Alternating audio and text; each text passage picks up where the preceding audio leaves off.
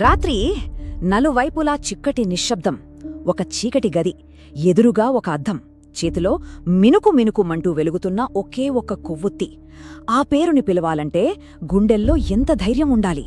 శతాబ్దాలుగా ప్రపంచవ్యాప్తంగా పిల్లల్ని పెద్దల్ని భయంతో వణికిస్తున్న ఆ ఒక్క పేరు బ్లడీ మేరీ. అసలు ఎవరీ బ్లడీ మేరీ?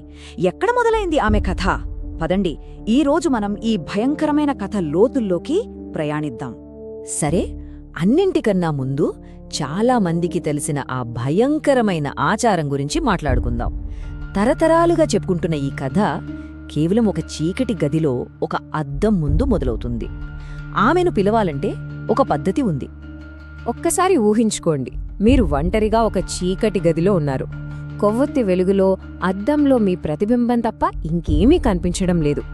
అప్పుడు నెమ్మదిగా, చాలా నెమ్మదిగా ఆ పేరు పెదవుల మీదకొస్తుంది. Bloody Mary, bloody Mary, bloody Mary. అయితే ఇక్కడే అసలు విషయం ఉంది. ఈ ఆచారం ఒక్కో చోటో ఒక్కోలా ఉంటుంది. కొందరు 3 సార్లు పిలవాలంటారు, ఇంకొందరు 100 సార్లు పిలవాలంటారు. కొన్ని చోట్లయితే ఇంకా భయంకరంగా, నేను నీ బిడ్డని చంపాను బ్లడీ మేరీ అని కూడా అంటారు.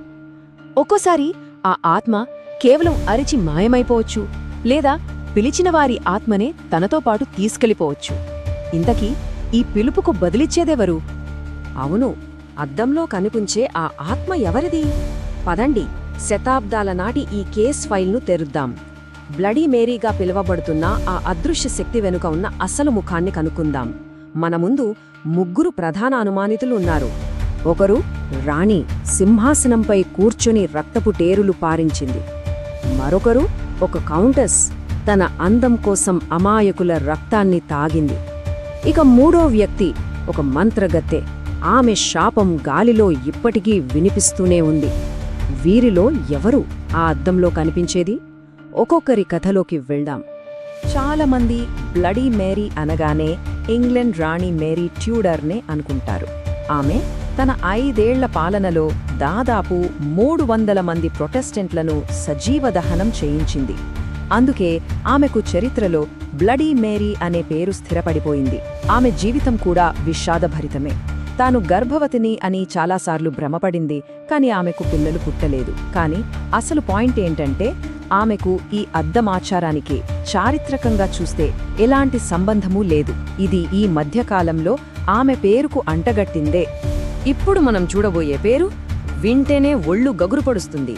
చరిత్రలోనే అత్యంత క్రూరమైన స్త్రీలలో ఒకరు. ఆమెను ది బ్లడ్ కౌంటెస్ అని పిలుస్తారు, ఎలిజబెత్ బాథోరీ. ఆమె చంపిన వాళ్ల సంఖ్య ఎంతో తెలుసా? 600 మందికి పైగా. అవును, 600కు పైగా అమాయక యువతులు. ఒక్క క్షణం ఆ సంఖ్యను ఊహించుకోవడానికి ప్రయత్నించండి. ఆమె నమ్మకం ఏంటంటే, కన్యల రక్తంతో స్నానం చేస్తే యవ్వనంగా ఉండొచ్చని. దానికోసం పేద ధనిక అని తేడా లేకుండా అమ్మాయిలను తన కోటకు పిలిపించి చిత్రహింసలు పెట్టి చంపేది. ఆమె పాపం పండినప్పుడు ఆమెను తన కోటలోనే ఒక గదిలో బంధించి గోడ కట్టి సజీవ సమాధి చేశారు. ఆమె కథలో రక్తముంది, క్రూరత్వముంది, కాని అద్దం లేదు. సరే, రాణి కాదు, కౌంటెస్ కాదు, మరి 3వ వ్యక్తి ఎవరు? ఆమె పేరు మేరీ వర్త్. ఈమె చరిత్రలో లేదు, జానపద కథల్లో ఉంది. కాని మనమిప్పుడు చెప్పుకుంటున్న ఆచారానికి ఆమె కథే అన్నింటికన్నా దగ్గరగా ఉంటుంది. కథ ప్రకారం మేరీ వర్త్ ఒక మంత్రగత్తె. పిల్లల్ని అపహరించి క్షుద్ర పూజలకు బలిచ్చేది. గ్రామస్థులు ఆమెను పట్టుకుని సజీవ దహనం చేశారు. అంటారు, ఆమె చనిపోయే ముందు ఒక భయంకరమైన శాపమిచ్చిందని. ఎవరైనా సరే నా పేరును అద్దం ముందు పిలిస్తే నేను తిరిగి వస్తాను, వాళ్లకు కూడా అదే గతి పడుతుంది. ఒక రాణి, ఒక కౌంటెస్, ఒక మంత్రగత్తె. కథలన్నీ రక్తంతో తడిసి ఉన్నాయి. కాని అసలు కథ ఇది కాదంటే? ఈ కథ మొదలైంది భయంతో కాదు, ఆశతో. అంటే నమ్ముతారా? నమ్మశక్యంగా లేదు కదా. కాని ఒకప్పుడు ఇదే ఆచారం.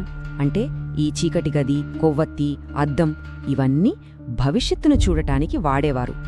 100 సంవత్సరాల క్రితం యువతులు తమకు కాబోయే భర్త ముఖాన్ని ఆ అద్దంలో చూడాలని ఆశపడేవారు.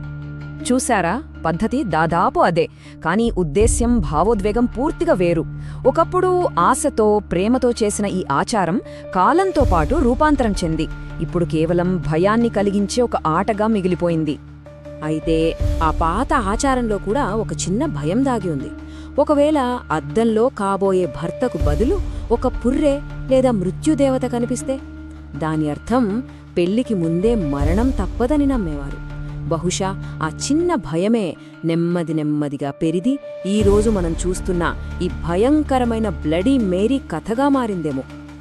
సరే, కథలు చరిత్ర అంతా బానే ఉంది, కానీ అసలు సైన్స్ ఏం చెబుతోంది? నిజంగా అద్దంలో ఏదైనా కనిపిస్తుందా, లేక అంతా మన కళ్ళగారడీనా? పదండి, ఈ రహస్యం యొక్క చివరి అత్యంత ఆసక్తికరమైన భాగాన్ని చూద్దాం. శాస్త్రవేత్తలు దీన్ని డిసోసియేటివ్ ఐడెంటిటీ ఎఫెక్ట్ అని పిలుస్తారు. విషయం సింపుల్. తక్కువ వెలుతుర్లో మన మెదడు కన్ఫ్యూజ్ అవుతుంది. అద్దంలో ఉన్నది మనమే అని గుర్తుపట్టడం ఆపేస్తుంది. అప్పుడు ఆ ఖాళీని మన భయాలతో, మన ఊహలతో, మన జ్ఞాపకాలతో నింపేస్తుంది. ఇది నిజమో కాదో తెలుసుకోవడానికి 2010లో ఒక ప్రయోగం చేశారు. ఫలితాలు చూసి వాళ్లే షాక్ అయ్యారు. దాదాపు 66% మందికి వాళ్ల ముఖమే వికారంగా కనిపించిందట. 48% మందికి ఏకంగా రాక్షసులు కనిపించారు. కొందరికి వాళ్ల అమ్మానాన్నలు, ఇంకొందరికి జంతువులు కూడా కనిపించాయట. అంటే అద్దంలో వింతలు చూడటం అనేది నిజంగా జరిగేదే. అంటే చరిత్ర, జానపదం, సైన్స్ ఇవన్నీ కలిపితే మనకేమర్థమవుతుంది? ఈ కథ ఎందుకు ఇంకా బతికే ఉంది? ఎందుకంటే ఇది కేవలం ఒక దెయ్యం కథ కాదు. ఇదొక ఆట. ముఖ్యంగా టీనేజర్లకు వాళ్ల ధైర్యాన్ని పరీక్షించుకునే ఒక ఆట. పెద్దవాళ్లుగా మారే క్రమంలో ఎదుర్కొనే ఒక మానసిక పరీక్ష. అద్దం వాళ్ళని వాళ్ళు చూసుకోవడానికి, రక్తం వాళ్లలో వచ్చే మార్పులకి, ఇలా ప్రతిదీ ఒక సింబల్. తమ భయాలను సురక్షితంగా ఎదుర్కోవడానికి ఇదొక మార్గం. అంటే చివరిగా చెప్పొచ్చేదేంటంటే, బ్లడీ మేరీ అనేది బయటెక్కడో లేదు. ఆమె ఒక అద్దం. మనలోపల ఉన్న భయాలనే మనకు ప్రతిబింబించి చూపిస్తుంది. కథ వెనుక ఉన్న రహస్యం తెలిసింది, సైన్స్ కూడా అర్థమైంది. కానీ ఇవన్నీ తెలిసినా ఈ రాత్రి ఒక చీకటి గది, ఒక అద్దం ముందు నిలబడితే ఆ భయం మాత్రం నిజం. అప్పుడు ఆ అద్దంలో ఏం కనిపిస్తుంది? ఈ వీడియో నచ్చితే తప్పకుండా లైక్ చేయండి, షేర్ చేయండి మరియు మా ఛానల్కి సబ్స్క్రైబ్ అవ్వండి. ఇంకా ఇలాంటి హారర్, థ్రిల్లర్, మిస్టరీ స్టోరీలు కావాలంటే మా ఛానల్ని సపోర్ట్ చేయండి. Thank you. మళ్ళీ కలుద్దాం నెక్స్ట్ వీడియోలో.